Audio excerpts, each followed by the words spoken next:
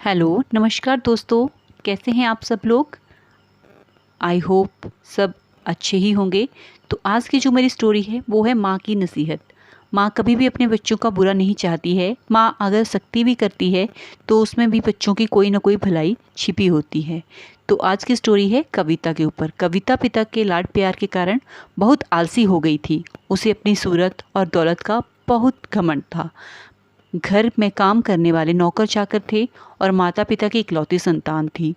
जब भी उसकी माँ मालती जी उसे काम करने के लिए कहती तो उसके पापा मना कर देते। क्या ज़रूरत है उसे काम करने की, मैं उसी के लिए तो कमा रहा हूँ। मालती जी कहती, हर लड़की को घर का काम करना सीखना चाहिए। यह अभी नहीं सीखेगी तो ससुराल में क्या करेगी। हर लड़की को भोजन बनाना तो याद होना ही चाहिए। मैं जब भी उससे कुछ कहती हूँ आप उसका पक्ष ले लेते हैं और वह आलसी होती जा रही है। 14 साल की हो गई है पर एक कप चाय बनाकर नहीं पी सकती। मैं मना करती हूँ तो आप उसे बनाकर पिला देते हैं। मैं सही कह रही हूँ। आपका यह प्यार उसका जीवन खराब कर देगा। वह ससुराल में जाकर क्या करेगी। तुम मेरा बेकार में दिमाग खराब मत करो। मैं उसके लिए ऐसा ससुराल ढूंढूंगा कि जहाँ सारा काम नौकर चाकर करते होंगे।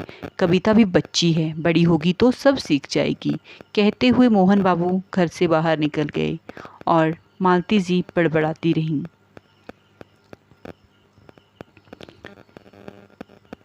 आप उसे बड़ी होने देंगे तब ना, देखना आप बहुत पछताएंगे। इस तरह दिन निकलते जा रहे थे।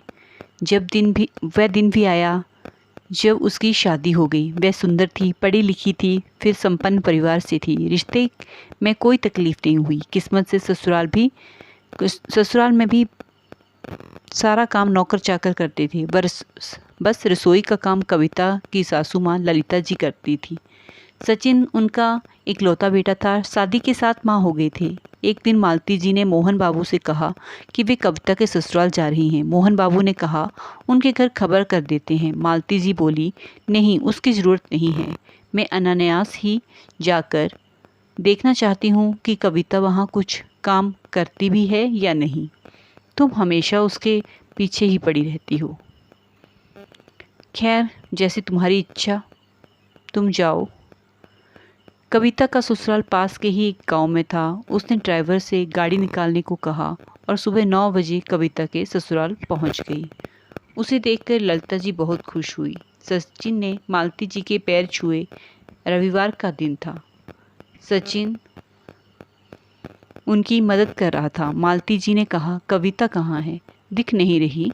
सचिन ने कहा, वह अभी नहीं उठी है, मैं उठा देता हूँ।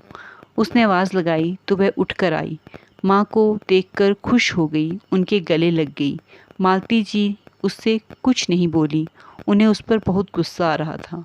वे दिन भर उसके ससुराल में रुकी। वे देखना चाह रही थी कि कविता कुछ काम करती है या नहीं। ललिता जी ने भोजन बनाया और सब ने भोजन किया।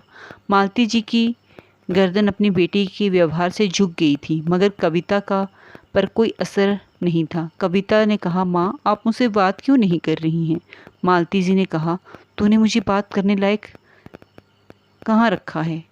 तुम में थोड़ी भी शर्म बाकी है ना, तो डूब मरो। तुझे इतना अच्छा ससुराल मिला है। तेरी सासू जी और पति घर का काम कर रहे हैं और तू आराम कर रही है। मुझे यह कहते हुए भी शर्म आ रही है कि तू मेरी बेटी है। मैं शर्म से नीचे गड़ी जा रही हूँ। ललिता जी और जवाई जी से नज़रें नहीं मिला पा रही हूँ। इच्छा हो रही है कि मैं डूब मरूं। मालती जी ने कहा कि अगर तू चाहती है कि मैं मालती जी ने कहा कि अगर तू चाहती है कि मैं तुझसे बात करूं तो तू अपना व्यवहार सुधार। आलस छोड़कर घर का काम कर। ना आए तो ललिता जी से सीख। तू सुधर जा, मैं फिर तुझसे बात करूंगी। मालती जी ने ललिता जी और जवाई जी दोनों से क्षमा मांगी। वे मना करते रहे कि इसकी ज़रूरत नहीं है। मालती जी भारी मन से घर आ गई। कविता पर उनकी बातों का असर हुआ। उनकी नसीहत काम कर गई। अब कविता घर के काम में रुचि लेने लगी और ललिता जी की प्यारी बहू बन गई। धन्यवाद। आपको स्टोरी कैसी लगी अगर अच्छी लगी हो तो कमेंट ज़रूर करें और प्लीज़ चैनल को सब्सक्राइब करें और मेरी वीडियो को पसंद करें। इसको थम्स अप के बटन पे क्लिक करके लाइक करें। धन्यवाद।